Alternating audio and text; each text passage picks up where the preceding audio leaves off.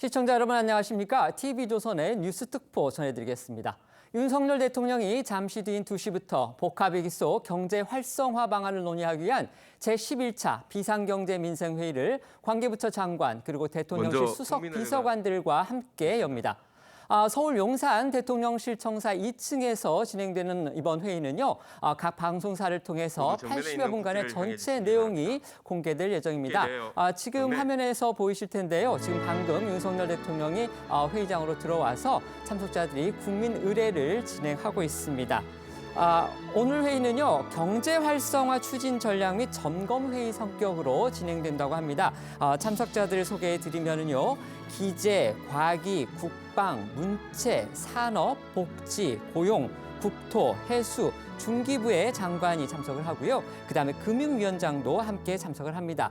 결국 장관급 인사가 11명이 되는 거고요. 그다음에 대통령실의 수석비서관, 그다음에 기타 각 부처, 해당 부처의 국장급 인사 등을 비롯해서 약 20여 명이 다양한 의견을 주고받을 예정으로 그렇게 알려져 있습니다. 사실 그동안에 윤석열 대통령이 이 비상경제민생대책회의 주재한 거 사실 처음은 아닙니다.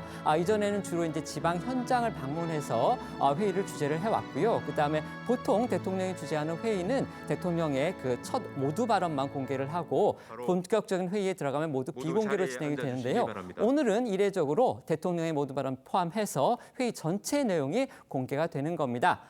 그러면 현장 연결해서 회의 현장 보겠습니다. 제11차 비상경제민생회의를 시작하겠습니다. 먼저 대통령께서 모두 말씀을 하시겠습니다.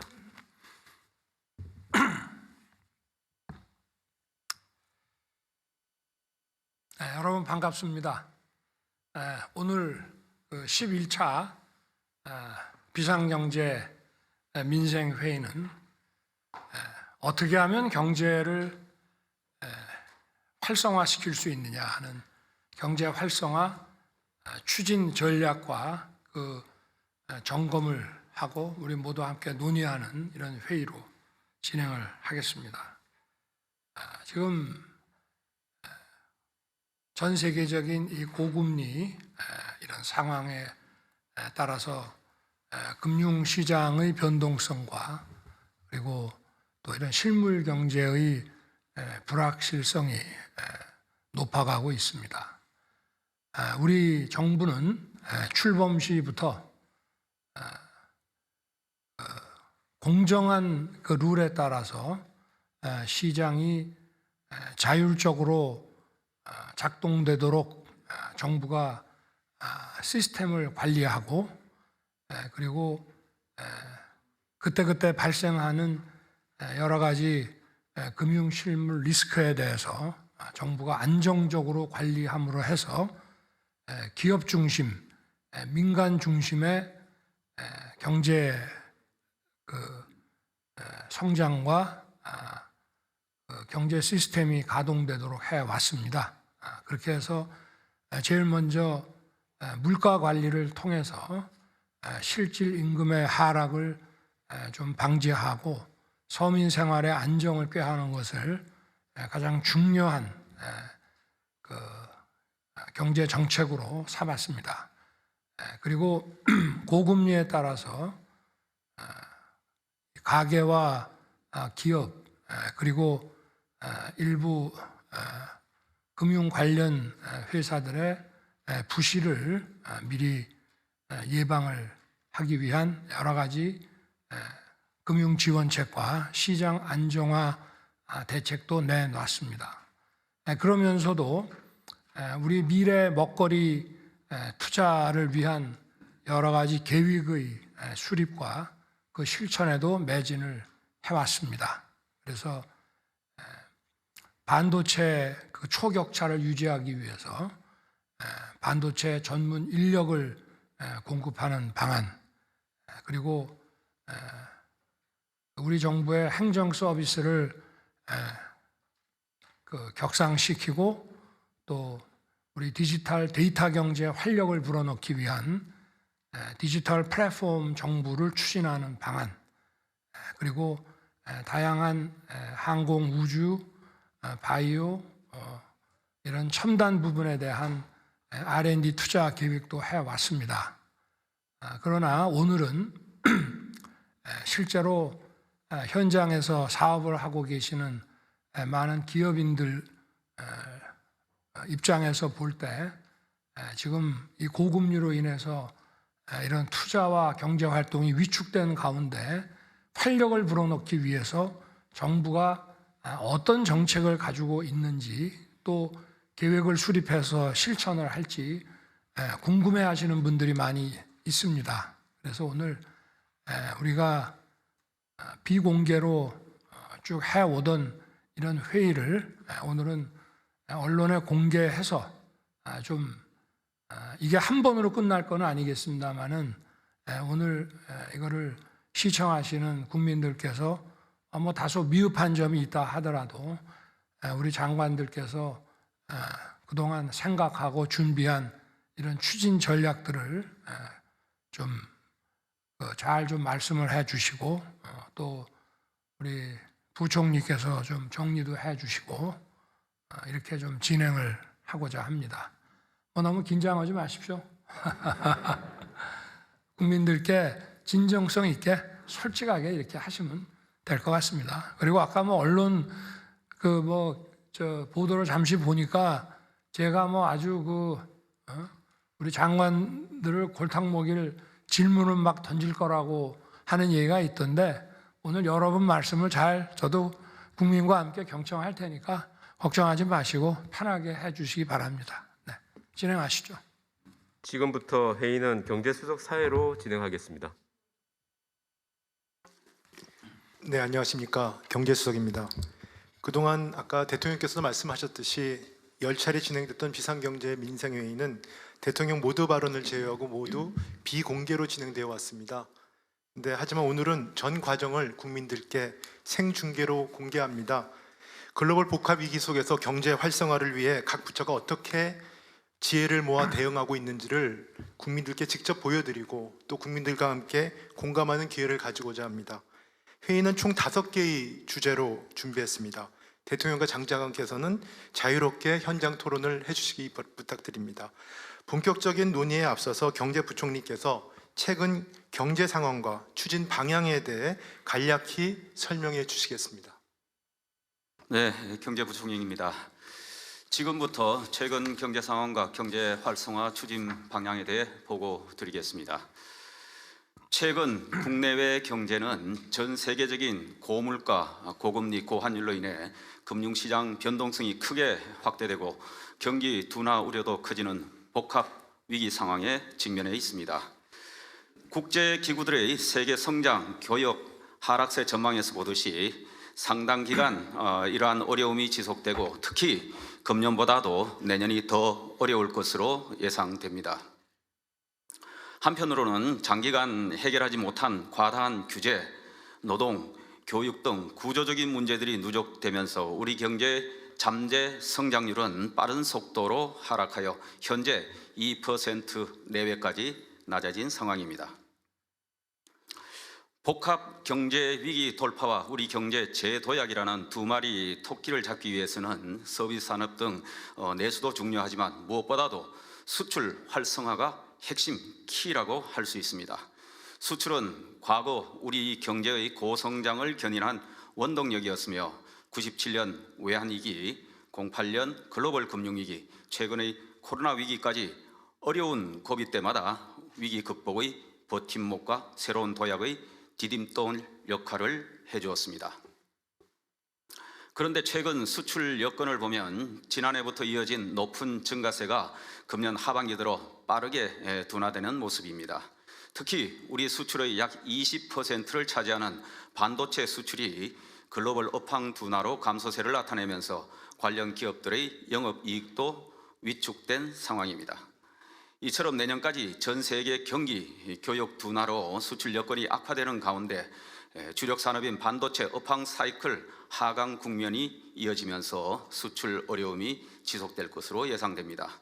정부는 이러한 위기를 재도약의 기회로 삼기 위해 과거 위기 돌파의 원천이었던 수출 동력을 적극 발굴하고 총력 지원해 나가겠습니다. 특히 오늘은 전 세계적으로 경쟁력을 인정받고 있는 반도체, 2차 전지, 조선 등 선도 주력 산업의 글로벌 초격차 유지, 그리고 최근 수출 산업으로 각광받고 있는 원전 방위 산업, 그리고 건설 인프라 등 해외 수주 산업, 한류 열풍으로 각광받고 있는 관광, 컨텐츠 산업, 신기술에 기반한 인공지능, 디지털, 바이오 등 신성장 수출 동력 육성 방안 등에 대해 집중 논의하도록 하겠습니다. 예, 이상 간단히 보고 마치겠습니다. 네, 부총리의 발제 잘 들었습니다.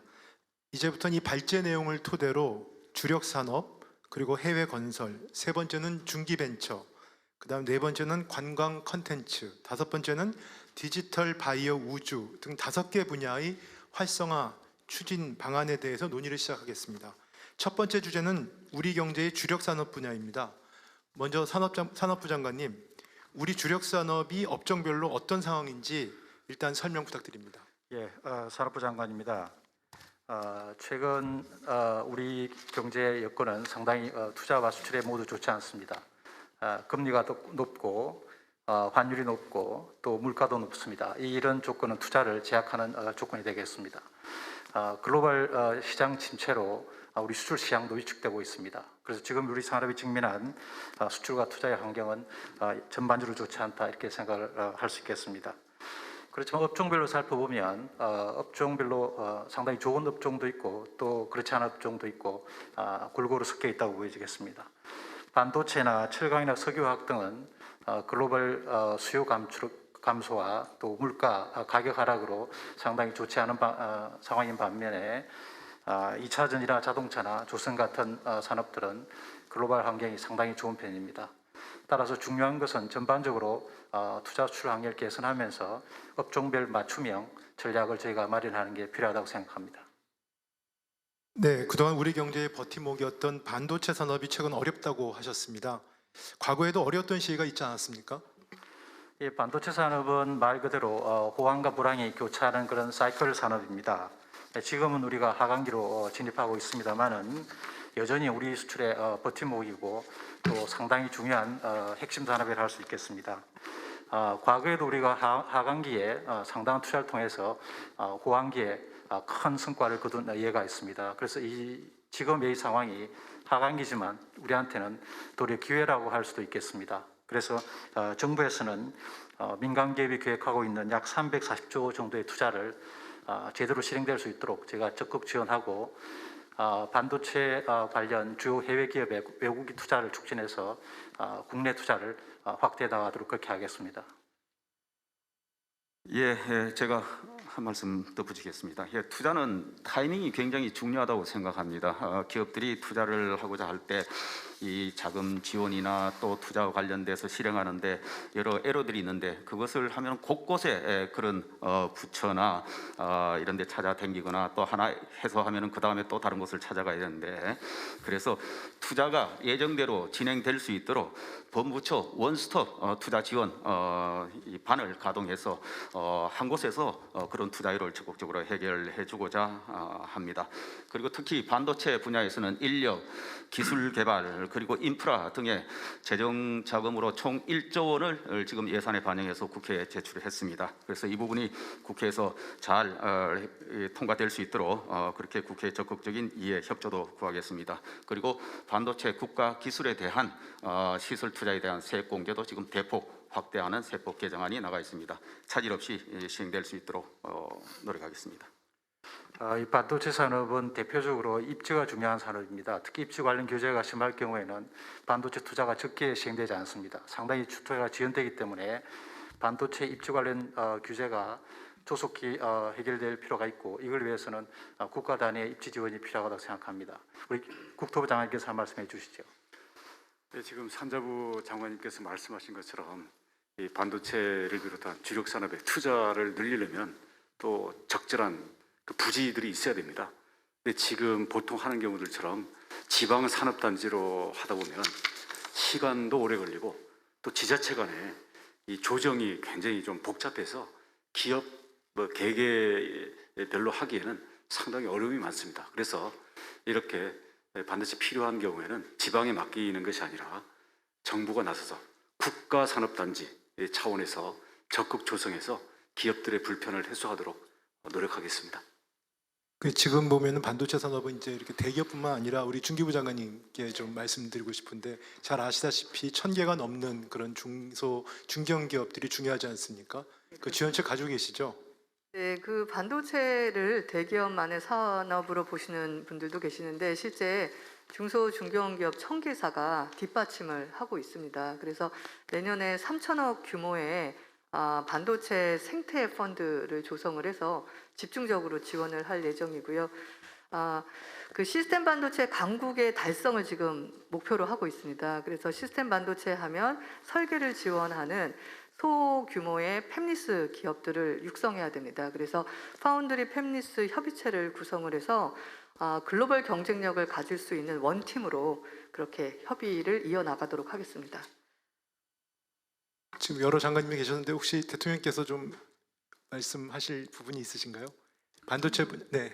좀 더 들어보겠습니다. 네, 알겠습니다. 하여튼 그 반도체 산업은 공급망의 중심축이자 국가 안보 차원에서 중요한 전략 자산입니다. 그래서 반도체 산업 못지않게 다음에는 우리 경제의 주력 산업인 2차 전지 산업이 있는데요. 다행히도 아까 산업부 장관님 말씀처럼 전망이 좋다고 하셨습니다. 산업부 장관님께서 구체적으로 상황이 어떠신지 또 좀 추가 설명 부탁드립니다. 2차 전지는 지금 업황이 아주 좋습니다. 2차 전지는 사실 지금 제2의 반도체 산업으로 지금 성장하고 있고요. 그 다음에 우리 기업들이 최고의 기술력 수준을 갖고 있습니다. 따라서 우리 기업들이 지금 수주한 금액만 해도 한 560조 정도 지금 수주를 하고 있습니다. 특히 이번에 미국에서 이제 인플레이션 감축법이 나왔는데요. 이 IRA 법에 따라서 가장 수혜가 예상된 업종이 배터리 업종입니다. 지금 전 세계 글로벌 자동차 회사들은 이 우리 기업들의 배터리를 받기 위해서 문전성시를 이루고 있다 이렇게 말씀드려도 될 정도로 이 업황은 호황입니다. 그래서 앞으로 저희가 제2의 반도체 산업으로 아주 크게 키워나갈 그럴 필요가 있겠습니다.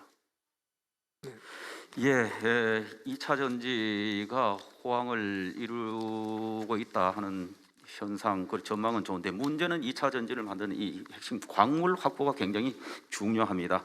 니켈, 리튬, 망간 등을 어떻게 원활히 조달하느냐가 바로 2차 전지의 원활한 또 생산과 직결돼 있다. 그런데 이런 핵심 광물들을 지금은 중국 등 일부 국가에 우리가 의존해서 광물들을 가지고 있다. 이렇게 해서는 만약에 한 곳에 문제가 생기면 2차 전지 생산에 또 문제가 되기 때문에 이 수입선을 다변화하는 노력이 굉장히 필요하다. 그래서 지금 정부에서도 다변화 노력을 하고 있는데 이 부분에 대해서 더 강화해야 되겠다 이런 생각입니다. 그리고 뿐만 아니고 이러한 핵심 광물을 하는 이 공급망을 안정적으로 확보하는 장치가 굉장히 필요하다. 그래서 공급망을 우리 체계적으로 확보할 수 있는 국내 제도 정비 등을 위해서 공급망 지금 안정적으로 확보하기 위한 기본법을 지금 현재 입법 추진 중에 있습니다. 그리고 또 공급망 안정화 기금을 신설해서 제대로 핵심 광물들을 조달할 수 있는 이런 체계를 마련하고자 합니다. 예. 뭐 캐나다, 호주, 또 인도네시아 그 정상들을 만날 때도 이 핵심 광물에 대한 그 공급망에 대한 협조도 구하고 이렇게 했습니다마는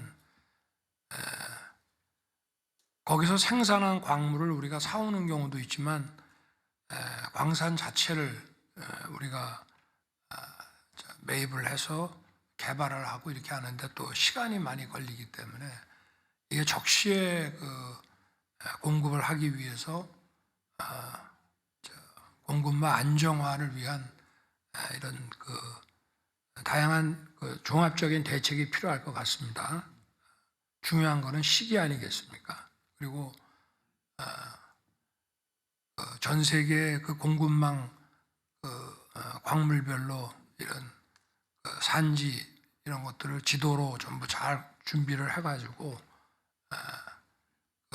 현재 거래 상황이라든가 생산 상황 이런 것들을 철저하게 산업부가 좀 중심이 돼가지고 좀 준비를 해야 되지 않겠나 싶습니다. 장관님 좀 말씀하시죠. 네. 예, 지금 대통령이 말씀하신 것처럼 핵심 광물은 사실 첨단 산업의 먹거리 씨앗입니다. 핵심 광물이 없이는 첨단 산업이라는 나무가 자라지 않습니다. 그래서 지금 정부로서도 캐나다나 호주나 인디나 이런 광물자원 부국과 저희가 MOU를 체결해서 저희가 자원 확보를 하고 있고요. 그 다음에 지금 국내 기업들의 그 소재 부품에 대해서도 저희가 소부장 정책을 통해서 강력하게 지금 그 수입 대체나 국산 개발을 좀 추구하고 있습니다. 앞에 말들 이어서 보면 2차 전지는 저희가 앞으로 크게 키워나가야 될 핵심 산업이기 때문에 저희가 이 소재나 핵심 광물의 공급망을 강화하면서 또 전고체 같은 차세대 배터리 기술을 개발하기 위한 그런 대책을 담은 2차 전지 산업 그 혁신 전략을 저희가 11월 중에 발표하겠습니다. 예, 그리고 저희 이 공급망 기본법 등 이 법 체계 마련과 관련해서 이번에 국감 등을 통해서도 보면은 여야 의원님들 할 것 없이 다수의 의원님들께서 이 부분에 전향적으로 관심을 보이고 있기 때문에 이번 정기국회 때 이 법 체계 만드는데 주력하도록 그렇게 하겠습니다. 네. 오늘 여기 외교부 장관은 안 나오셨지만 공급망 안정화에 또 중요한 것이 다변화라고 생각이 됩니다. 하여튼 우리 산자부에서 이 서플라이 체인에 대한 좀 구체적인 전략과 이런 아주 디테일한 이런 상황들도 다 좀 점검을 상시 좀 해주시고 다른 부처와 기업들하고도 이런 점들을 좀 공유해 주기 바랍니다. 네, 외교부하고 경제부처하고 또 같이 협력을 해서 또 좀 더 발전적인 방안을 좀 고민하겠습니다. 자, 그러면 이제 2차 전지 산업에서 조선 산업으로 넘어가겠습니다. 조선 산업은 다행히도 최근 호조를 보이고 있습니다. 근데 이제 업계에서는 뭐 금융이라든지 인력 지원 이런 부분에 대해서 이런 부분들이 수주 호황을 따라가지 못한다는 그런 아쉬움이 있습니다. 그래서 고용부 장관님 그리고 또 금융위원장님 그런 부분에 대해서 좀 답변 부탁드립니다. 네. 먼저 고용부 장관님 하시죠. 예, 고용부 장관입니다. 지금 조선업의 인력난이 심각한데 이 인력난을 해소하기 위해서는 새로운 사람이 그 산업으로 가게 하거나 그 산업에 있는 사람들이 일감이 있을 때 일을 할 수 있어야 합니다. 그래서 인력 부족을 해소하기 위해서 기존의 고용 인력이 특별 연장 근로를 저희가 180일로 확대를 했습니다. 아울러서 숙련 인력이 확보될 수 있도록 조선업 희망공제 등 정부의 지원 사업을 앞으로 더욱 강화해 나가겠습니다. 아울러서 외국 인력을 지속적으로 확대하면서 인력난이 심각한 조선업에 대해서는 고용 허가 발급 시 최우선적으로 인력이 배분되도록 하겠습니다. 네, 금융위원장입니다.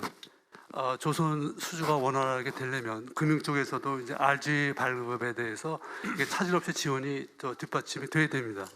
그래서 이제 일단 대형 조선사 이제 이 두 개에 대해서는 이제 금년 말까지 추가로 해서 각각 25억 불씩 RG 발급을 좀 준비하고 있고요. 근데 이제 중소 조선사에 대해서는 저희가 이제 정책금융기관을 통해서 RG 발급 때문에 수주가 어렵다는 말이 안 나오도록 저희가 각별히 신경 써서 대처하겠습니다. 조선산업에 대해서 한 말씀 더 드리면 조선산업이 사실 작년 이후에 저희가 수주 물량이 어마어마하게 늘었습니다. 그래서 앞으로 상당 기간 동안 저희가 일감을 확보한 상태입니다. 특히 저희가 확보한 일감은 주로 친환경 선박, 그다음에 아주 고기술의 선박들입니다. 그런 면에서 보면 조선산업은 반도체를 능가하는 앞으로 또 다른 그런 캐시카우가 될 수 있다 이렇게 생각을 합니다. 그래서 이 조선산업의 경쟁력을 계속 저희가 유지하기 위해서는 조선산업의 생태계 경쟁이 중요합니다. 그래서 저희가 기자재업차라든지 중소조선사의 경쟁력도 같이 강화하는 그런 전략을 저희가 만들어 나가고자 합니다. 특히 이를 위해서 우리가 거의 압도하고 있는 친환경 선박의 국산 기자재 탑재율을 저희가 한 60 내지 80% 수준에서 앞으로 90% 수준으로 아주 크게 높여 나가도록 그렇게 하겠습니다. 네, 뭐 시간 관계상 더 이 부분은 여기서 논의를 마치겠습니다만은 고용부, 금융위, 그다음 산업부 이게 협업이 필요할 것 같습니다. 자, 지금까지 우리 경제의 대표 주력 산업인 반도체, 2차 전지 그리고 조선 산업을 살펴봤습니다. 지금부터는 최근 새롭게 수출 주력 산업으로 부상하고 있는 원전과 방산 부분에 대해서 논의를 하겠습니다. 자, 산업부 장관님, 최근 원전 수출에 어떤 성과가 있었습니까? 아시다시피 지난 8월 달에 제가 이집트 엘다바 원전 사업을 수주했고 약 1조 원 규모의 일감이 저희한테 왔습니다. 이 수주는 2009년에 저희가 UAE에 처음 원전을 수출했던 이후 13년 만에 큰 성과라고 하겠습니다. 그래서 세계 시장에서는 한국이 돌아왔다 이런 얘기가 나올 정도로 저희 나라의 수출 역량에 대해서 주목하고 있습니다. 그동안에 우리 원전 산업이 상당히 힘든 시간을 보냈습니다. 그렇지만 앞으로 이런 그 새로운 일감과 또 앞으로의 원전 수출 확대 노력을 통해서 원전 기자재 업체뿐만 아니라 원전 산업 전반에 경쟁력이 회복되도록 저희가 노력하겠습니다. 네, 그 지난번에 그 대통령께서 나토 정상회담 가셨을 때 많은 정상들이 이제 원전에 대해 관심이 있었는데요. 이 자리에 사실은 현장에서 뛰고 계신 우리 한수원 사장님 모셨거든요. 상황에 대해서 좀 더 그 현장 상황에 대해서 생생하게 좀 증언을 해주셨으면 부탁드립니다. 예, 한국수력원자력 사장입니다. 저는 취임 후에 이집트, 체코, 폴란드 등에 방문해서 우리 원자력 발전 수출에 대해서 협의를 하고 왔습니다. 우리 방금 사회자께서 말씀하신 대로 그리고 우리 대통령님께서 나토에서 이렇게 다른 정상들로부터 질문을 받으신 대로 많은 나라들이 우리나라 원전 수출에 대해서 기대가 큽니다. 아주 저희는 지금 현재 빠른 시일 내에 유럽에서의 최초로 원전 수출을 하려고 최선의 노력을 다하고 있습니다. 한 가지 원자력 발전소 수출은 발주 국가가 다양한 산업, 건설, IT 등 패키지 협력을 요구하는 경우가 많습니다. 그래서 우리 정부에서도 다각적인 지원을 해주실 걸로 믿고 있습니다. 감사합니다. 예, 지금 한수 사장께서 말씀하신 것처럼 이 원전은 개별 사업자 간의 사업보다이 아니라 사실은 국가 간의 프로젝트입니다. 그래서 상대 국가에서 요구하는 여러 가지 협력 의제에 대해서 저희가 패키지 형태로 저희가 협력 세트를 만들 필요가 있습니다. 산업부에서는 이 부분에 대해서 관계부처 협의해서 저희가 맞춤형 협력 패키지를 만들어서 저희가 대응하도록 하겠습니다. 앞으로도 이런 수출을 꾸준히 저희가 늘려나가기 위해서는 우리 원전 산업 생태계 전반의 경쟁력이 강화되어야 합니다. 그래서 그런 측면에서 저희가 원전 산업에 대한 R&D 지원을 확대하고 기자재 업체에 대한 일감을 지속적으로 공급해서 실력이 늘어나도록 제가 그렇게 노력하겠습니다. 앞으로 원전은 전 세계적인 에너지 위기 속에서 계속 시장이 크고 있기 때문에 저희가 이 원전 산업을 하나의 핵심 산업으로 육성하고 또 아주 수출 산업에 아주 중요한 저희가 이 산업으로 저희가 육성해 나가겠습니다. 네, 말씀하신 대로 원전 산업이야말로 국가 간의 경쟁이 치열한 것 같습니다. 대통령께서 정상회담 그리고 장관님은 또 그 강요들 간의 어떤 회담 그리고 다른 부처와 협업 그리고 또 한수원 사장님의 현장 그래서 우리가 팀 코리아로서 같이 힘을 모아 나가면 좋은 성과가 있을 걸로 기대합니다. 원전과 함께 방위 산업도 최근 좋은 성과를 보이고 있습니다. 자, 국방부 장관님 방산 수출 상황에 대한 평가를 부탁드립니다. 예, 우선 간단하게 평가를 해보면은. 올해 방산 수출은 연평균 대비 4배가 증가한 130억 불을 달성했습니다. 이를 경제 파급 효과 분석 모델에 적용을 해보면 약 10만 개의 일자리 창출과 38조 원의 생산 유발 효과가 있는 것으로 분석이 되고 있습니다. 현재 관련 방산업체들은 생산 라인을 풀로 가동을 시키고 있고 또 일부 업체들은 라인을 증설하는 것까지 검토할 정도로 활력이 넘치고 있다는 점을 말씀을 드립니다. 네, 안보실장입니다. 지금 말씀하신 것처럼 방산 수출 전망이 매우 밝다고 저도 생각을 합니다. 근데 이제 핵심은 다른 나라 또 다른 산업 부분으로 이렇게 확산시킬 수 있는 그런 어떤 능력을 키우는 게 굉장히 중요하다고 생각을 합니다. 그래서 이제 일회성 방산 수출에 머무르지 않고 지속적인 어떤 구매력을 이제 증진을 시켜서 다른 나라로까지 이렇게 확산시키는 문제.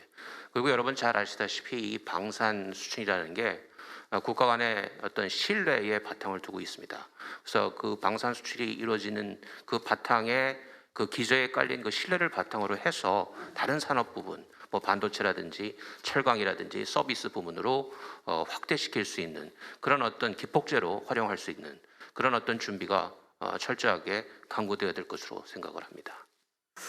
예, 저도 안보실장님 말씀에 공감하면서 추가 설명을 좀 드리면은 지금 국방부는 이 수출 품목과 관련해서 장비 운용 노하우하고 그다음에 교육 훈련, 아울러 후속 군수 지원까지 포함한 패키지로 구매에게 제공함으로써 어떤 K 방산에 대한 신뢰를 높여 나가고 있고, 이러한 것들이 수출 확대로 이어지도록 노력을 하고 있습니다. 그리고 미래에 우리 방위 산업이 국가 전략 산업이면서 아울러 먹거리 산업이 되도록 우리 국방부 차원에서도 적극 노력할 예정입니다. 저기 대통령께서 뭐 말씀이신가요? 네, 아까 그 원전하고 방산 이게 전부 국가 안보하고 밀접한 관련이 있죠. 에너지 안보가 중요하고, 지금 우크라이나 그 사태 때문에 유럽에 있는 국가들은 러시아산 LNG가 공급에 차질을 빚고 있고, 또 유가와 이 LNG 가격의 상승 때문에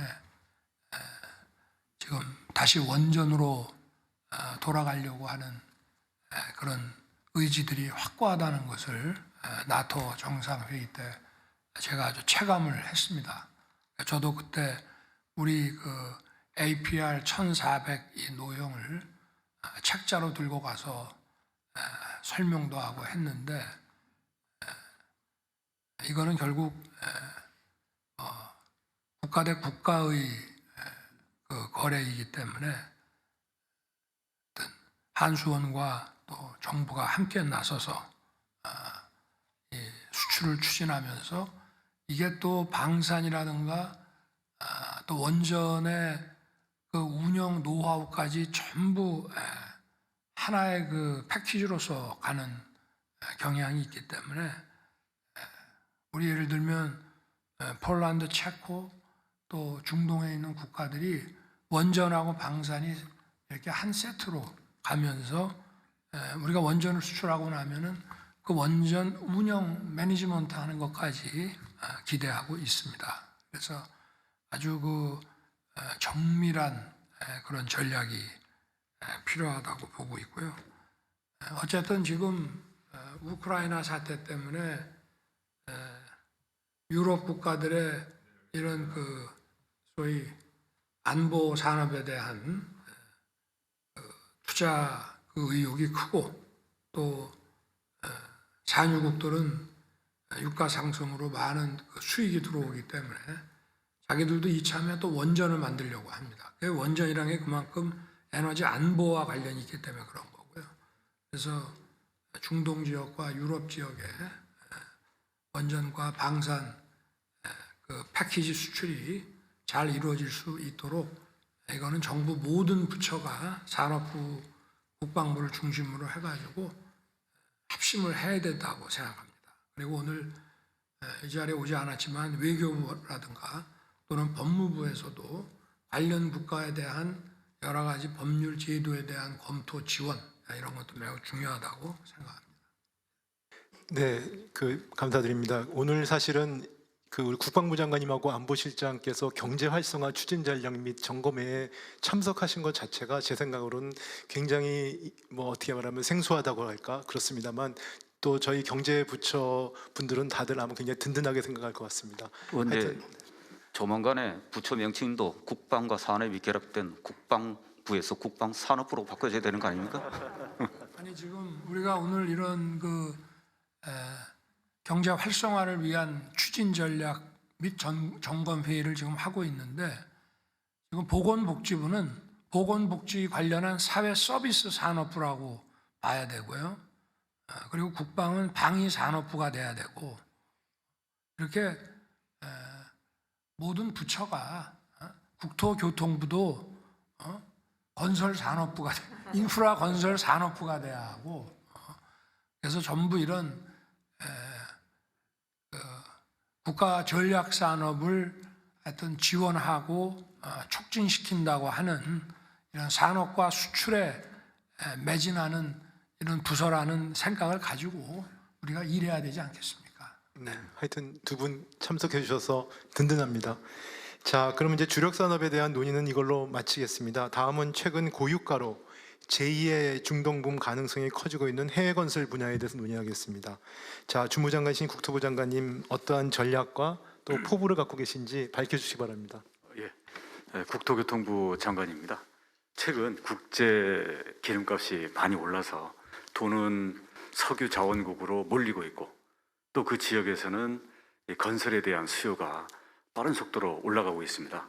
이럴 때 이것을 우리는 기회로 삼아서 적극 해외 건설에 진출할 때인 것 같습니다. 우리 연간 수주 500억 불 그리고 세계 4위 건설 강국을 목표로 저희들이 뛰겠습니다. 이를 위해서 그동안 개별 기업들끼리 뭐 과당 경쟁하던 그런 경우도 있었는데요. 이제는 민간 기업들과 정부가 함께 한 팀으로 수주전을 펼치겠습니다. 그를 위한 이 첫 출정으로 11월 초 4일부터 9일까지 되겠습니다만은 제가 국토교통부 장관이 단장이 되어서 한 30여 개의 크고 작은 기업들과 함께 또 벤처 기업들과 함께 사우디로 해외 수주 출장을 다녀오겠습니다. 사우디에는 5천억 불 이상의 규모를 지금 예정하고 있는 네옴 신도시 건설 등 큰 프로젝트들이 이제 막 발주되기 시작하고 있기 때문에 저희들이 이 바탕을 잘 깔도록 최선을 다하겠습니다. 네, 뭐 글로벌, 그러니까 국제 유가가 올라가면은 여러 굉장히 저희한테 좋지 않은 소식이긴 합니다만 또 글로벌 인프라 투자와 또 밀접한 관련이 있어서 또 좋은 측면도 있다고 합니다. 그래서 이 자리에 지금 국토부 건설정책국장이 나와 계신데요. 그 두 개의 어떤 관계, 이 부분의 함수 관계에 대해서 좀 설명을 좀 해주시면 괜찮겠습니다. 부탁드립니다.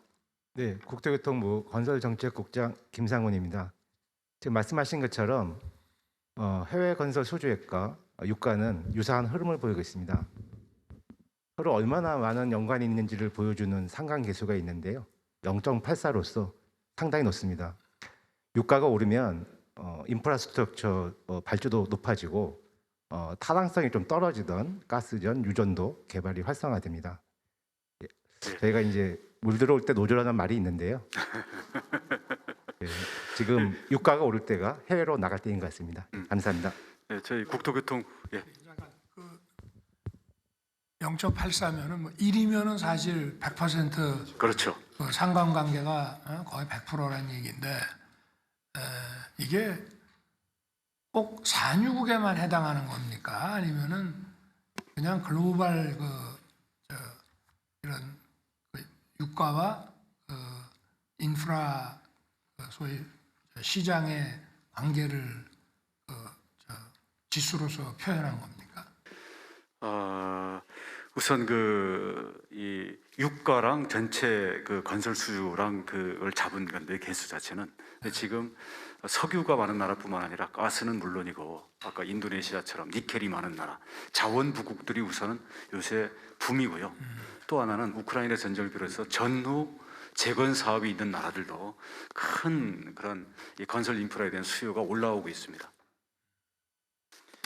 우리 건설국장께서 지금 그 상관관계를 말씀을 주셨는데 아무리 그렇게 인천 앞바다에 물이 들어와도 곶부가 없으면 못 마십니다. 그럼 전략이 필요한데요. 아까 우리 한수원 사장님께서도 말씀하셨습니다마는 요즘은 가서 건설공사만 따로 이렇게 주는 게 아니라 패키지로 수주 경쟁을 붙입니다. 근데 한국이 괜찮습니다. 왜냐하면 지금 잘 나가고 있는 원전, 방산, 거기에다가 IT, 기타 등등 전 세계가 한국의 것을 부러워하는 이런 부분들을 묶어서 패키지로 제시하면 수주 경쟁력이 높아질 수 있습니다. 그래서 우리가 따로따로가 아니라 기업과 정부, 여러 산업 분야가 한 팀이 되어서 우리 총력전을 펼쳐야 될 때라고 생각합니다. 그리고 그동안에도 보면 그 개별 그 해외 건설사들이 가서 열심히 했지 않습니까? 근데 보면 저가 수주도 있었고요. 우리끼리 너무 지나친 경쟁을 하다 보니까 수익성이 떨어져서 지금 대금을 못 받고 돈을 띄인 데들도 몇 개 있습니다. 이제는 그런 단순 수주를 중국이나 인도 등 이런 저임금 국가들하고 경쟁할 게 아니고 설계라든지 기획 또는 PM이라고 프로젝트 관리 이런 부분들을 부가가치가 높은 데를 집중 공략해서 수익성을 저희가 올릴 때라고 봅니다. 근데 그러려면 단순히 공사만 따는 게 아니라 금융 지원 내지는 투자도 같이 들어오라고 요구하는 경우들이 많습니다. 그러다 보니까 우리 경제부총리님께서 이 해외 건설에 대한 이 패키지 금융 지원과 투자에 대해서도 적극적인 관심을 가져주셔야 되고요. 또 막상 과거에는 우리 중동 근로자들이 나가서 돈을 벌어왔는데 요새는 인력은 다른 나라 인력을 현지에서 쓰는 경우가 많고, 그런데 그러다 보니까 주 52시간 노동이 해외 건설에도 적용이 되다 보니까 그 나라는 노동 시간이 다른데 우리나라만 일찍 퇴근해야 되는 이런 문제가 있어가지고 사업 진행이라든지 수주 경쟁에 심각한 문제가 되고 있습니다. 그래서 이것들은 우리 큰 이 근로자들의 그 권익을 침해하지 않는 범위 내에서는 현지 사정에 맞게 좀 알아서 하게끔 좀 자유를 주어도 되지 않을까. 근데 이 부분은 고용노동부에서 어떻게 해줘야 문제가 풀리기 때문에 우리 두 부처의 적극적인 공조가 필요합니다. 고용부 장관님께서 좀 좋은 아이디어가 있으면은 근로자들의 건강권 이런 거를 좀 보장하는 범위에서 좀 제대로 사업할 수 있게 한번 좀 우선 금융 지원 먼저 좀. 국토부 장관께서 제 눈을 보면서 절절하게 돈 달라고 그랬습니다. 수주 잘해올 테니까 금융 지원해달라고 그러는데, 예, 저도 현장에서 그 말씀 굉장히 많이 듣고 있습니다. 요즘은 수주 경쟁력이 곧 금융을 얼마나 안정적으로 제대로 경쟁력 있는 자금으로 패키지를 가져오느냐, 여기에 따라서 수주 경쟁력이 결정된다, 이런 이야기를 많이 듣고 있습니다.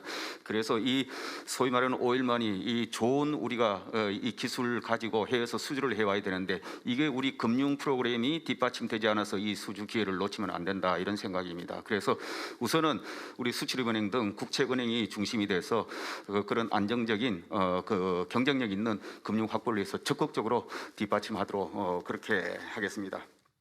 그리고 이제 개도국에는 또 우리 개발협력기금, 우리 EDCF를 활용해서 지원해주는 프로그램이 있는데 이런 것도 같이 연계함으로써 그들의 복합 개발 수주를 할 수 있는 그런 경쟁력 뒷받침하는 것도 굉장히 중요하고, 그 다음에 민간의 인프라 금융투자 촉진하는 데는 또 곳곳에 관련 이 규정이나 국내 규제들 등등 걸림돌이 있는데 이런 부분도 대대적으로 개선해서 적극적으로 뒷받침해 드릴 테니까 많이 좀 제대로 수주해 오십시오. 그래서 경제 좀 살려주십시오. 금융은 됐고 이제 노동이 국토부 장관께서 말씀하신 대로 해외 우리 건설업체들이 우리나라 근로시간 제도에 적용을 받다 보니까 현지와의 협업이라든가 기후에 유연한 대응에 문제가 있는 것으로 알고 있습니다. 그래서 52시간제의 예외로서 그 특별한 사유가 있으면 특별 연장 근로를 할 수 있게 돼 있는데 현재 90일에서 180일로 대폭 확대하도록 하겠습니다. 물론 이 과정에서 대통령께서 늘 강조하셨지만 노동자들의 건강이 훼손되지 않도록 그 보호 조치가 꼼꼼히 챙겨지도록 할 거고요. 우리 장관님께서도 노동자들 권익이 침해하지 않도록 적극 노력해 주시기 바랍니다. 예, 당연히 근로자들의 처우 개선 저희들이 유념하면서 하도록 하겠습니다. 해외 분야는 이렇게 지금 뜨거워지고 있는데 반면에 국내 건설 산업과 부동산 시장은 조금 이제 추위를 타기 시작했습니다. 그러다 보니까 이 실수요자들까지도 상당히 이제 어려움을 겪고 있는데요. 우리 해외 건설을 우리 안방에서도 전체 분위기를 좀 뒷받침해야 되기 때문에 우리 부동산과 건설 산업을 책임진 국토교통부 입장에서도 이 자리에서 몇 가지를 저희들이 공유를 하고자 합니다. 우리 11월 중에 부동산 규제 지역을 추가 해제를 하겠습니다. 많은 지역이 기다리고 있고요. 또 중도금 대출 상한이 그동안 9억이었는데요.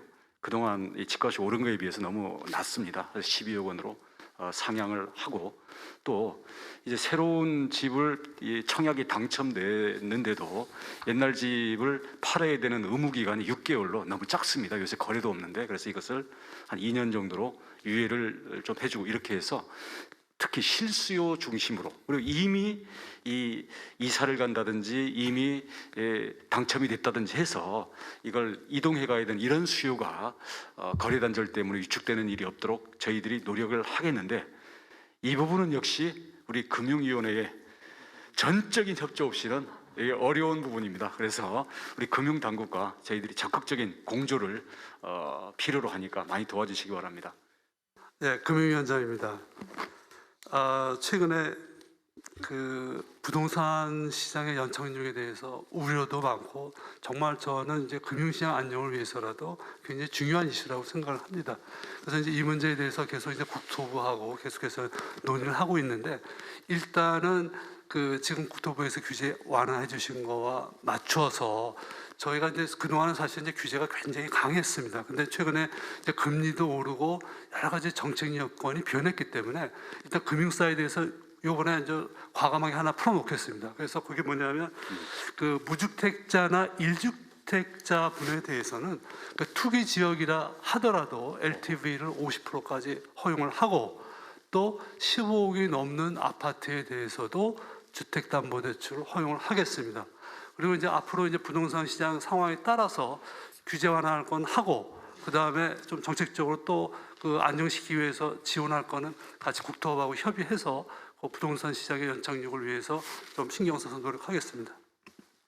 네, 오늘 뭐 국토부 장관님이 여기서 뭐 굉장한 성과를 지금 올리시는데 굉장히 센 사실- 처방에 대해서 감사드립니다. 열심히 그렇지만 하겠습니다. 이제 이 경제 활성화에 국토부의 몫이 굉장히 더 커진 거니까 단단히 부탁드립니다. 그 해외 수주도 잘 부탁드리고요. 네, 최선을 다하겠습니다. 네. 그러면 이제 두 번째 논의 주제였던 해외 건설 분야를 이 정도로 하고요. 세 번째 주제는 중소 벤처 분야로 논의하겠습니다. 자, 중기부 장관님, 그 중소 벤처 기업은 일자리, 특히 청년 일자리 창출에 매우 중요하지 않습니까? 현 상황을 어떻게 보시는지 말씀 부탁드립니다.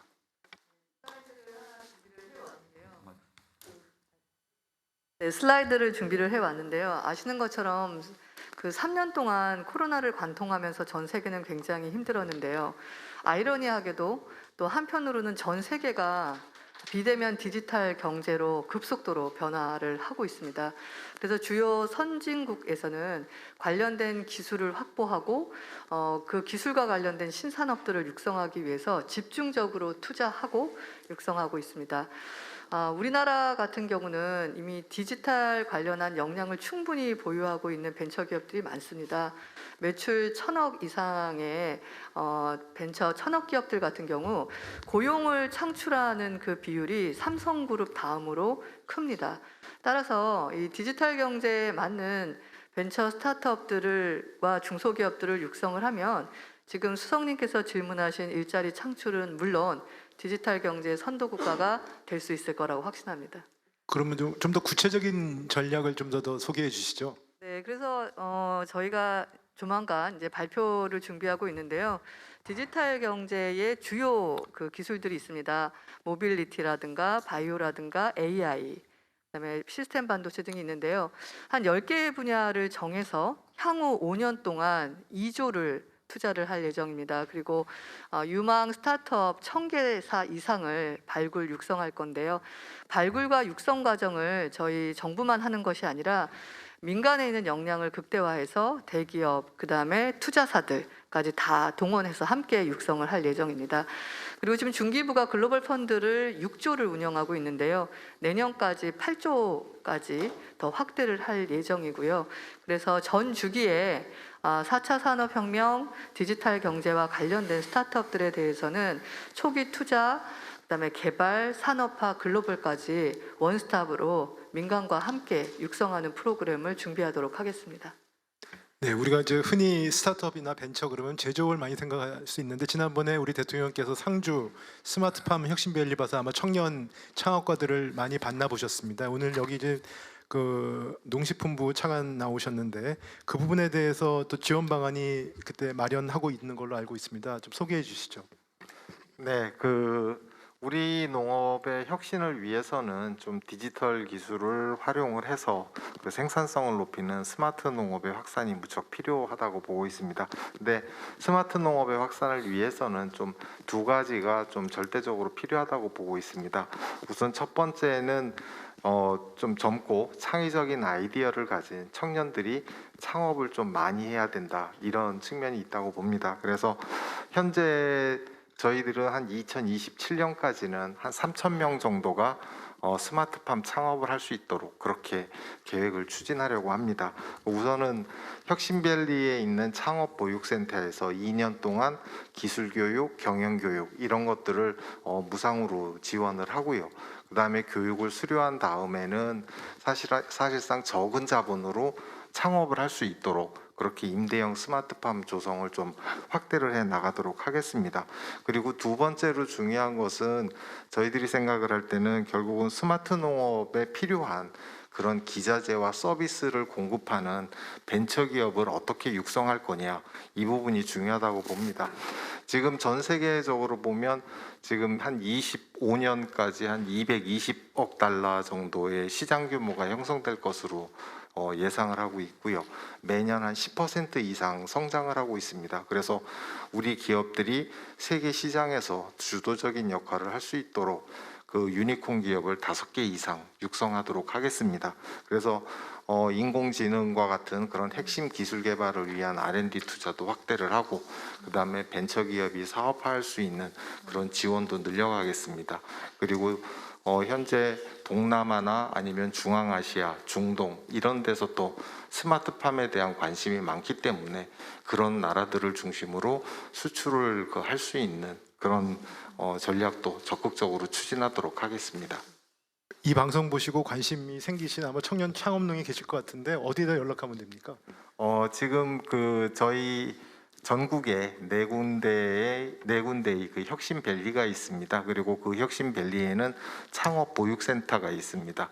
혁신밸리 네 군데는 지금 김제, 밀양, 상주, 고흥 그렇게 네 군데 있습니다. 그래서 인터넷을 통해서 찾아보시고 연락을 주시면 어떻게 교육을 받고 어떻게 창업을 할 수 있는지 저희들이 적극적으로 정보 제공을 하고 있습니다.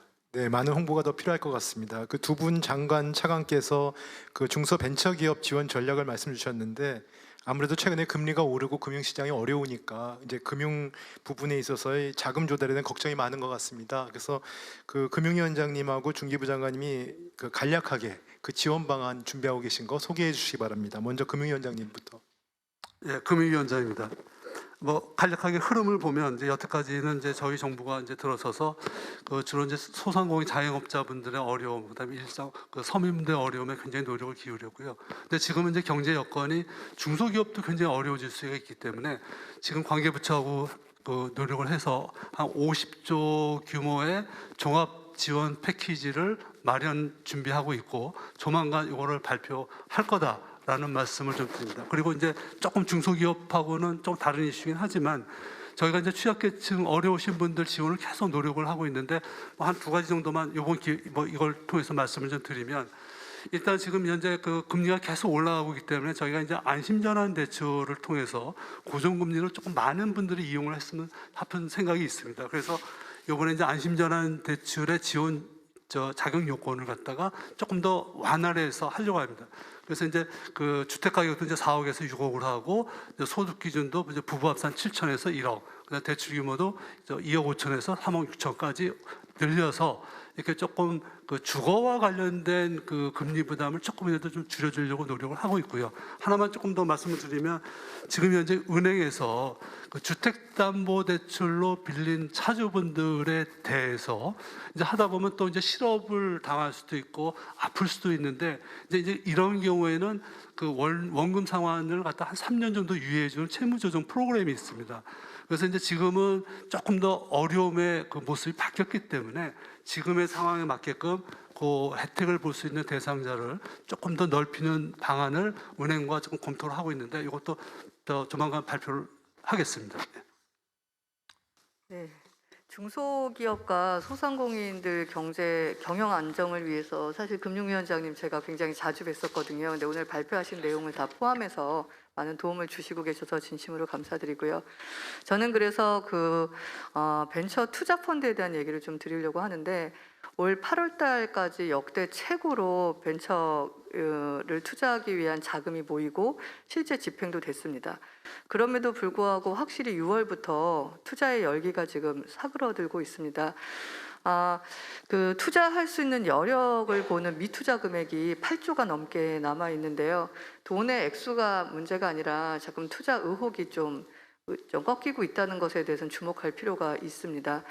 2020년부터 민간에서 자발적으로 펀드를 만드는 것들이 지금 움직이고 있습니다. 근데 이 불경기 때문에 이 부분이 좀 멈추면 안 되기 때문에 강력한 세제 지원 같은 인센티브가 지금 수반이 돼야 될 것 같습니다. 그래서 이 부분은 부총리님께 강력하게 요청을 드리고요. 저희가 11월 초에 모험자본 유치부터 그다음에 선진화된 투자 기법들이 다 담긴 투자 생태계 조성안을 발표를 합니다. 그때 좀 혁신적인 안들을 다 담아서 11월 초에 발표하도록 하겠습니다. 예, 재정 건전성이 흔들리지 않는 범위 내에서 아낌없이 지원해드리겠습니다. 예, 저는 정부에서 벤처 투자 활성화를 위해서 이제 정부에서 조성하는 벤처 모펀드에 정부에서 자금 지원을 많이 하고 있는데 저는 이것도 중요하지만 민간의 자금이 벤처 쪽으로 많이 흘러가도록 하는 게 굉장히 중요하다. 그런데 이제 이거 하려고 그러면은 우선 이제 투자 전망이 좋아야 되는데 우선 여기에 관해서 인센티브 구조를 좀 만들어 줌으로써 자금이 걸로 가도록 만드는 게 굉장히 중요하기 때문에. 지금 이제 국회 벤처 투자법 개정을 추진합니다. 그래서 민간의 벤처 모펀드 제도가 지금 만들어지려고 하고 있으니까 그렇게 되면은 저희들이 이 법인이 민간 벤처 모펀드에 투자한 경우에 세제 공제 혜택도 신설을 하고 또 모펀드 운영사에 대해서 부가세를 면제하는 등 세제 지원을 대대적으로 할 겁니다. 그래서 민간 자금이 벤처 쪽으로 많이 흘러갈 수 있도록 세제 지원을 보강하도록 그렇게 하겠습니다.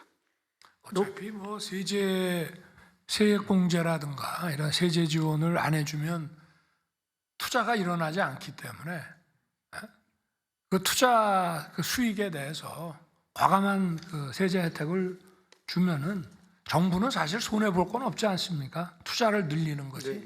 그러니까 좀 우리 이렇게 모였으니까 전부 주로 기재부 장관, 두 번째로 금융위원장에게 부처들의 이런 애로사항 얘기들이 많이 있는데 하여튼 뭐 우리 중기부 장관도 기재부에 좀 강력하게 요청을 하셔가지고 세제 지원을 아주 대폭 이끌어내십시오. 네, 강력하게 확실하게 해주시면 펀드 조성을 확실히 하도록 하겠습니다. 네, 그 논의가 뜨거워지면서 이게 예상보다 시간이 지연되고 있다는 쪽지가 저한테 쇄도되고 있습니다. 그래서 다들 좀 말씀을 간략하게 해주시고요. 중기부 장관님 마저 또 한 말씀 더 하실 말씀 없으신가요? 아마 부탁도 하실 게 하나 더 있으실 것 같은데. 부탁도 하나 할 게 지금 고용부 장관님께 있는데요. 주 52시간 문제입니다.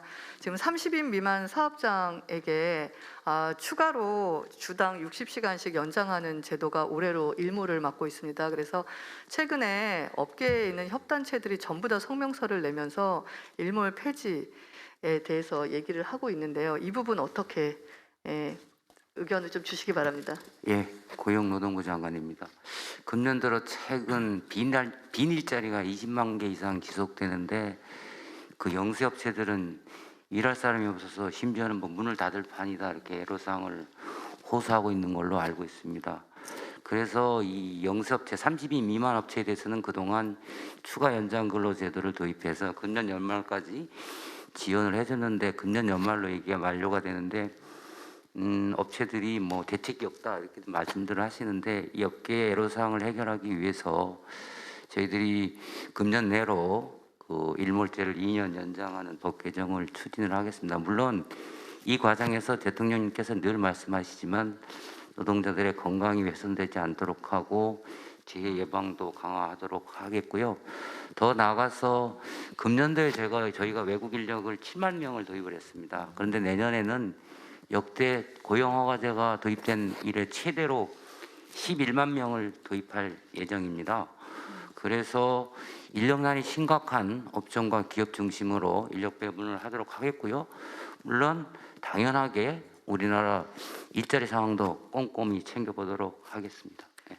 감사합니다. 네. 그래서 이제 지금 시간이 많이 관계된 시간이 많이 지나갔기 때문에 일단 고용노동부 장관님께 제가 또 중기부 장관님을 대신해서 감사 말씀드리겠습니다. 자, 그러면 이제 이 분야의 논의는 이걸로 그만하고요. 이제 네 번째 분야인 관광 콘텐츠 산업으로 이제 논의를 바꾸겠습니다. 최근에 그 한류에 대한 세계적인 관심이 높아지고 있고 또 그래서 우리의 강점으로 자리매김하고 있습니다. 저 문채기 장관님 말씀 들어보겠습니다. 먼저 관광에 대해서 말씀 부탁드립니다. 문체부 장관입니다. 코로나19로 인해 관광업계는 심각한 고통을 겪었고 업계에 종사하신 분들의 좌절은 컸습니다. 저는 먼저 위기와 어려움에서 벗어나기 위해 회복과 재기를 향한 투지와 집념을 보이고 계시는 업계 종사자 여러분께 감사의 박수를 보냅니다. 다행히 우리에겐 관광산업의 재기, 복원과 확장을 위한 비장의 무기, 위기를 기회로 만드는 파괴력 있는 수단이 있습니다. 그것은 전 세계 사람들이 열광하는 한류, K컬처와 K관광, IT 기술을 연기 융합하는 공세적이고 현장감 있는 정책입니다. 관광산업의 재생, 관광 생태계 부활과 인프라 복원 지원 정책을 짬새 있게 확대하겠습니다. 네, 그리고 지금 거기에 포함해서 그 K컬처와 연계된 관광 대책 이런 부분들도 추가로 좀 설명을 부탁드립니다. 네. K컬처의 다양한 콘텐츠와 관광이 어우러진 매력적인 융복함 전략으로 한국은 가고 싶은 나라, 경험하고 싶은 나라라는 인식이 국제여행 무대에 각인되도록 보다 강렬하고 보다 인상적인 대책을 작동시키겠습니다. K관광의 경쟁력을 강화하는 방안의 하나로 국민 품속에 들어간 청와대라는 거대한 복합 문화, 예술, 역사, 전통 공간을 관광의 랜드마크로 만들겠습니다. 청와대를 중심으로 경복궁과 광화문, 주변의 여러 미술관과 박물관, 북촌과 서촌을 세련되고 품격 있게 묶고 연결하는 관광 클러스터를 조성하겠습니다. 여기에 관광 활성화의 필수 요소인 비자 문제 개선에 앞장서겠습니다. 그리고 국제 관광 노선의 재개와 확장이 뒤따라야 하는데 옆에 계신 국토부 장관님 관련 대책을 설명해 주시기 바랍니다. 해외 관광객들이 어차피 비행기를 타고 주로 들어오기 때문에 운항편을 늘려야 되는데요. 지난 7월부터 제로에서 이제 회복을 하기 시작했습니다. 그래서 연말까지 60% 회복을 목표로 하고요. 중국이 빠진 상태에서 60%이기 때문에 거의 다 회복하는 것을 뜻합니다. 거기다가 3년 동안 운항이 중단됐다가 이제 복귀해서 가동하기 시작했기 때문에 안전 또는 훈련 이런 부분들이 좀 문제가 될 수 있습니다. 집중적인 안전 점검과 훈련 감독을 통해서 안전을 확보할 수 있도록 그렇게 뒷받침하겠습니다. 네. 부총리님, 그리고 관광산업 부활을 위한 재정 세제 지원 방안을 마련하셨다고 들었습니다. 이 곡간 다 떨어지겠습니다. 예, 말씀하신 대로 지금 우리 관광계 유치 굉장히 중요한 것 같습니다. 지금 코로나가 조금 해외에서 풀리고 나니까 우리 이 국민들께서 지금 해외 여행객이 굉장히 증가하는데 뭐 가셔서 해외 우리 여행 경험을 많이 하시는 건 좋은데 또 외국 관광들이 우리한테 많이 오도록 해야 되겠다. 그래서 외국 관광객 유치를 위해서 지금 외국 관광객들의 숙박비 거기에 대해 지금 부가세 환급이 금년 말로 만료가 되게 돼 있는데 이 부가세 환급 특례를 25년까지 3년 추가로 연장하겠습니다. 그래서 외국 관광객들이 더 많이 우리 국내에 올 수 있도록 이렇게 하고 그 다음에 우리 또 혁신적 관광 기업들이 많이 발굴되고 육성이 돼야 되는데 그걸 위한 기금을 조성을 27년까지 약 5천억을 하겠습니다. 그래서 관광 기업들도 제대로 된 상품을 만들어서 적극적으로 우리 관광 산업이 커갈 수 있도록 재정 면에서도 확실히 지원하도록 그렇게 하겠습니다. 네, 아주 감사합니다. 네, 문체부 장관님 아까 그 비자 제도 간략하게 말씀하셨는데 조금만 더 설명을 붙여주시고요, 설명해 주시고 그 다음에 그러면서 K 컨텐츠 산업에 대해서 육성 방안, 특히 청년들의 어떤 지원 대책을 좀 마저 말씀을 좀 해주시기 바랍니다. 네, 네, 그 비자 대책은 많은 외국 청년들이 한국에 오고 싶어합니다. 그 한국에 오고 싶어하는 외국 청년들을 위한 K컬처 비자 제도를 만들겠습니다. 네, 그리고 그 여러분들이 외국에 나갈 경우에 전자 여행 허가 제도 그런 비자도 신설하겠습니다. 네, 또한 그 이제 콘텐츠 산업에 대해서 좀 설명을 드리겠습니다. 저는 먼저 이 같은 반문으로 시작하겠습니다. 왜 콘텐츠 산업인가? 콘텐츠 산업의 정체는 무엇이고 경쟁력은 어디에서 오는가? 무엇 때문에 윤석열 정부가 여기에 집중하는가? 그런 반문을 먼저 드리겠습니다. 이유는 명쾌합니다. 콘텐츠 산업, 어느 사이 우리의 수출 전선의 주력 상품이 됐습니다.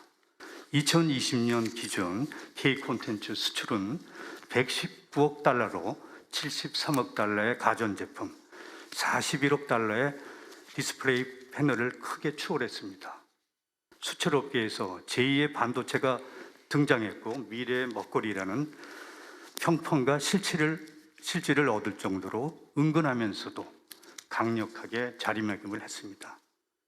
전 세계가 가치를 보내는 K컬처의 위상은 K콘텐츠의 승리라고 할 수 있습니다. 기생충의 아카데미상 수상, 오징어 게임의 에미상 수상, BTS 블랙핑크, 게임과 웹툰 산업의 글로벌 장악 연구의 바탕에는 K콘텐츠가 존재합니다. 문체부는 정책 금융 지원을 대폭 늘려 5년간 4조 8천억 원 규모의 자금을 콘텐츠 시장에 공급합니다.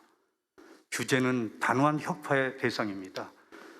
넷플릭스 드라마 오징어 게임 사례를 반면교사로 삼아 우리 콘텐츠 기업의 지식재산권, IP 확보 노력을 뒷받침하겠습니다. 네, 그러면 이제 좋은 말씀 들었고요. 저희가 콘텐츠 산업의 발전을 좀 기대하겠습니다. 자, 시간이 없기 때문에 이제 다음 주제로 넘어가겠습니다. 관광 콘텐츠 산업을 넘어서 이제는 향후 우리 경제의 새로운 먹거리가 될 수 있는 디지털, 바이오, 우주 이 분야에서 간략하게 논의를 하겠습니다. 먼저 곽희정 통부장관님, 그 디지털 산업의 육성을 위해서 준비하고 계시죠? 말씀 부탁드립니다. 곽희정 통부는 우리나라의 미래의 먹거리를 준비하고 있는 부서이고요. 여러 가지 이제 전략 기술을 준비하고 있는데 그 중에 오늘은 디지털 분야에 대해서 간단하게 말씀드리겠습니다. 디지털 그러면은 핵심은 인공지능입니다. 인공지능은 이미 우리 생활 가까이에 와 있습니다. 그래서 이 인공지능을 이용해서 쉽게는 우리가 음악도 받고 영화도 받고 심지어 식품도 받을 수 있는 인공지능 구독 시대가 되었습니다. 이 시대에 맞는 어떤 산업을 적극 육성을 하고요. 아울러서 이제 또 고령화 시대가 되면서 노인들에게 필요한 돌보미 로봇 같은 것도 필요합니다. 이런 그 인공지능 산업을 좀 이렇게 활성화하기 위해서 더욱 발전시키기 위해서 우리나라가 잘하고 있는 반도체 메모리를 이용해서 정말 세계 1위의 저전력 인공지능 반도체 국가로 되는 그런 거를 도전을 해보겠습니다. 그리고 인공지능을 이용해서 이런 그 벤처 기업을 육성을 하도록 하겠습니다. 벤처 기업 스스로가 힘들 수 있으니까 좀 큰 기업에서 미리 많은 데이터를 이용해서 학습한 그런 그 인공지능 모델을 좀 활용할 수 있게 이렇게 정부가 좀 도와주고요. 또 정부가 이런 큰 인프라를 갖추고 그것을 이용할 수 있게 해서 산업을 일으키도록 하겠습니다. 그래서 현재 인공지능 시장이 국내 한 2.2조 원 되는데 앞으로 향후 5년 내에 3배 이상으로 키울 수 있도록 하겠습니다. 이 디지털 시대가 되면은 아무래도 이제 국민들이 디지털을 잘 이해해야 됩니다. 그래서 대통령께서 디지털 네이티브 같은 게 관심이 많은 것으로 알고 있는데, 제가 교육감들 이런 분들 만나면은 좀 초등학교, 중학교에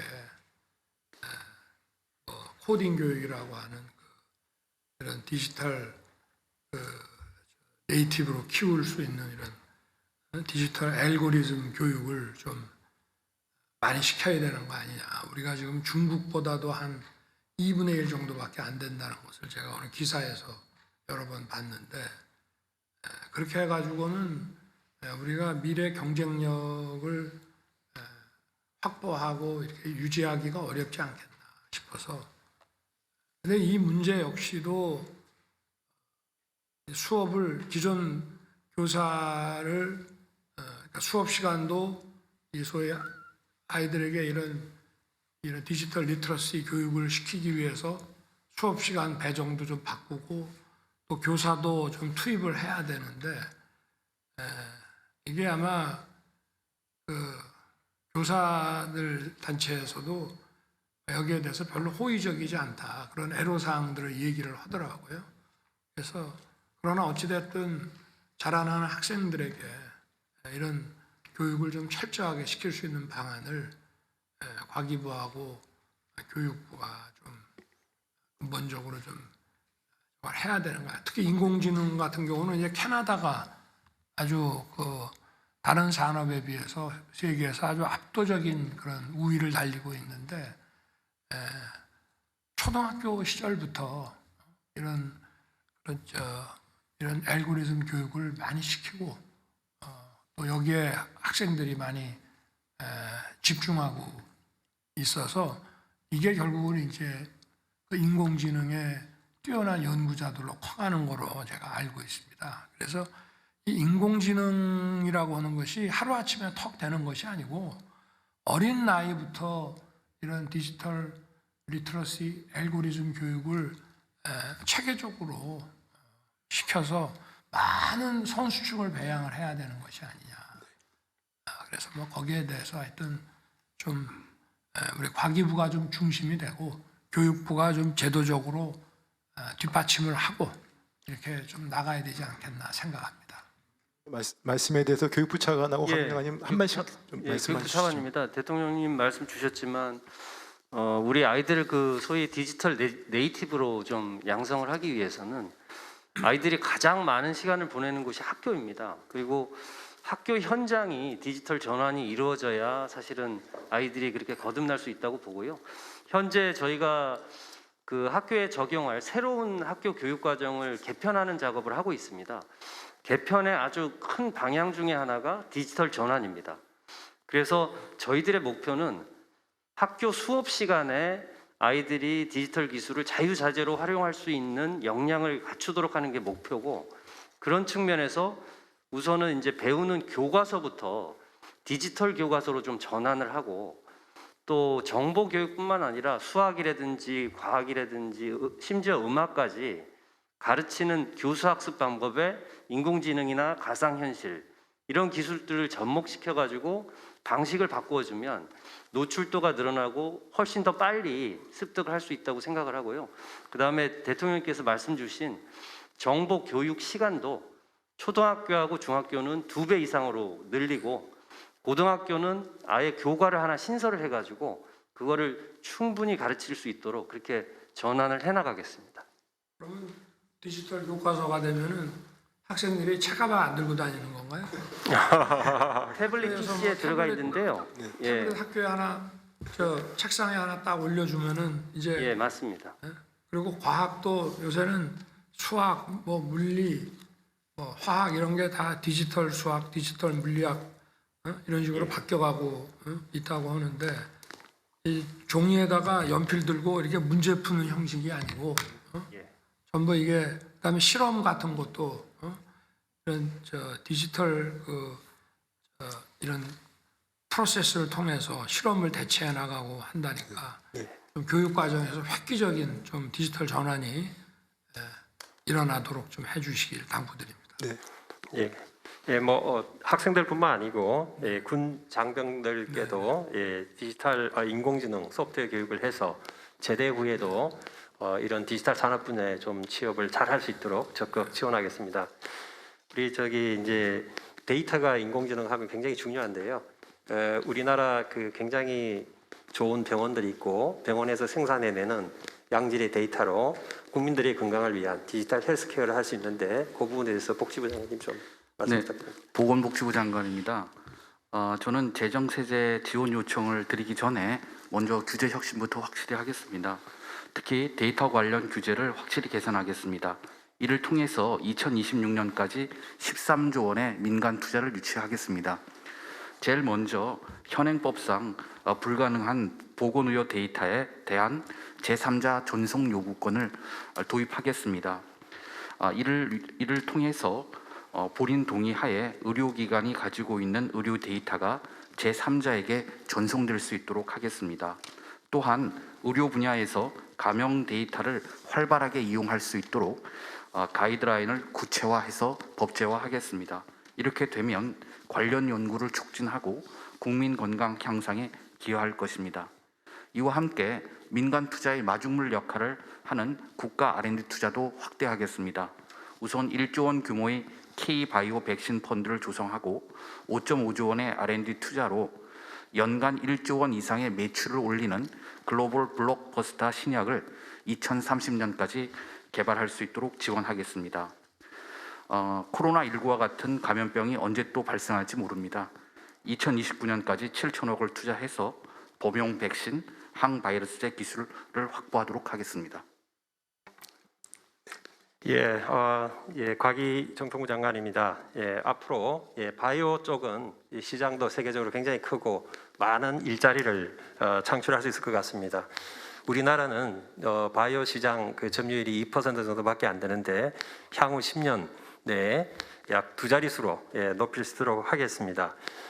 이를 위해서 백신이나 신약을 신속히 설계하고 만들 수 있는 시설이 필요한데 그게 바로 국가 바이오 파운드리가 되겠고 이게 이제 반도체 파운드리하고 비슷한 개념으로 보시면 되겠습니다. 그러한 것을 구축하도록 하고요. 알려져 있듯이 반도체 파운드리가 있는 것처럼 바이오 분야에도 국가 바이오 파운드리를 구축을 했습니다. 국가 정부에서 이제 예탈 거쳐서 이렇게 이제 할 수 있는 그 분야입니다. 이거 기업이 해야지 정부에서 공무원이 운영해가지고 효과가 그렇게 있겠어요? 어떻습니까? 일단 이제 국가에서 마중물로 그 준비를 하고 그 다음에 기업이 적극 참여할 수 있도록 유도할 계획입니다. 네, 그래서 지금 말씀하신 것처럼 이런 부분들을 국가적으로 체계적으로 하기에는 국가 전략 기술로 선정하는 게 필요한데 아마 과기부에서는 국가 전략 기술 육성하기 위해서 앞으로 5년간 약 25조 원을 투자하는 계획을 갖고 있습니다. 그래서 이 부분 논의는 이제 이 정도로 하고요. 이제 하나 남은 게 우주입니다. 그래서 우주 부분에 대해서 여러 가지 이런 많은 목표를 우리가 이 정부에서 제시하고 있는데 과기부 장관님 좀 간단하게 소개해 주시죠. 우주를 통해서 이제 경제 강국, 자원 강국, 안보 강국을 만들어야 되고 그걸 위해서 이제 우주 스타트업 100개를 만들고 성공 사례를 만들어 보겠습니다. 또 우주 분야의 전문 인력을 3만 명 양성을 해서 이 사업들을 뒷받침할 수 있도록 하겠습니다. 네, 그래서 곽기부 장관이 말씀하시는 내용들을 성공적으로 추진하기 위해서 한국형 나사인 우주항공청 설립이 반드시 필요합니다. 그래서 정부는 더 속도를 내서 우주항공청의 청사진을 조만간 제시하도록 하겠습니다. 자, 이 부분에 대해서 이제 저희가 5가지 분야에 대해서 다 어느 정도 좀 짧은 시간이지만 실천 방안에 대해서 논의를 했습니다. 대통령께서 마무리 말씀 지금 남았는데 한 4분 남았는데 말씀을 좀 주시죠. 아니 지금 2시간 오기로 하지 않았어요? 80분. 이렇게 빨리 끝나라. 죄송합니다. 하여튼 우리 정부의 기본적인 경제 정책의 방향은 공정한 시장 질서 하에서 기업들이 창의와 자율로서 경영 활동을 해 나갈 수 있도록 시스템 관리를 한다는 것입니다. 그렇지만 이런 국가의 전략 산업, 전략 기술 그리고 또 아까 우리 문체부 장관께서도 얘기를 하셨지만 이 관광이라는 것도 이제 와서 어디 유적 보고 풍광 보고 하는 수준이 아니라 이것이 K 컨텐츠 문화와 이게 합해지지 않으면은 이제 경쟁력 있는 그 관광 산업을 육성하기가 어렵습니다. 그래서 물론 이 부분 역시도 기업 활동으로서 이루어지는 것이지만 정부는 우리가 시장을 노상 시장에서 천막 시장으로 그리고 냉난방과 엘리베이터, 에스컬레이터가 잘 갖춰진 그런 시장을 만들어주면 그 시장에서의 거래와 투자가 더욱 활발하게 이루어질 수 있기 때문에 정부의 역할이라고 하는 것은 바로 이렇게 추위와 또 이 비바람에도 원활하게 이런 상거래를 할 수 있는 그런 하드웨어, 소프트웨어를 잘 만들어주는 것이라고 생각합니다. 그리고 우리 정부가 물론 시작부터 이런 부분에 대해서도 늘 각 부처가 긴밀히 협력하고 일해 왔습니다만은 이런 경제 활성화, 그 다음에 이 산업 이 투자에 대한 이런 투자 증진, 수출 촉진 이런 문제들에 대해서는 가급적이면은 국민들과 함께 서로 시간을 갖고 또 국민들께서 제기하는 그런 질문도 좀 받고 이렇게 해가면서 경제를 좀 활성화시킬 수 있는 방안들을 촘촘하게 만들어서 우리 민간 부분이 더 잘 뛸 수 있도록 좋은 신발을 육상 대회 나가서 더 좋은 그 결과를 낼 수 있도록 정부가 할 수 있는 일은 더 좋은 유니폼과 더 좋은 운동화를 공급하는 것이 아니냐. 또 때에 따라서는 더 좋은 감독과 또 이런 그 기술을 지원해 주는 거 아니겠느냐 이렇게 생각합니다. 그래서 우리 정부의 모든 부처가 아까도 얘기했지만 국방부는 방위산업부, 농림축산식품부는 농림산업부로, 또 건설교통부는 이런 규제를 하는 기관이라기보다 건설교통산업부로, 또 문화체육부 역시도 문화산업부로 이렇게 그런 이 산업 증진과 수출 촉진을 위해서 우리 모두가 다 같이 뛴다는 그런 자세로 일해 주시기를 당부드립니다. 오늘 뭐 시간이 짧아서 좀 우리 그 장관들의 각 부처에서 그 준비한 이런 그 전략과 아이디어들을 좀 많이 듣고 싶은데 좀 아쉽기는 합니다만 부족하면은 비공개로 더 해도 됩니다. 네. 그래 오늘 하여튼 수고들 많이 하셨습니다. 네, 고맙습니다.